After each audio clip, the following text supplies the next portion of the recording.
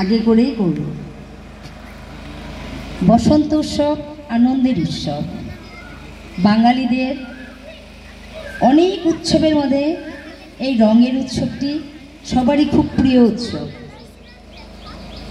বসন্ত উৎসব প্রত্যেক বছর বাঙালিরা দোল পূর্ণিমাতে, দোলযাত্রার সময়, দোল পূর্ণিমার দিনই এই উৎসব পালন হয়। কিন্তু বসন্তকাল অনেক আগেই আসে। বসন্তকালের আগমন আমরা সবাই অনুভব করতে পারি। কোকিলের কু কু কুহুতান আমরা সবাই শুনতে পাই।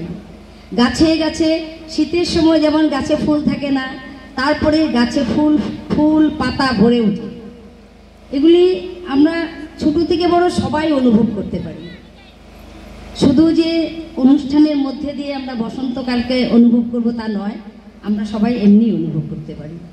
তো বসন্ত ঋতুকে আমাদের 6টা ঋতু কালচক্রে কি হয়, এই কালচক্রে শেষ ঋতুই বসন্ত ঋতু।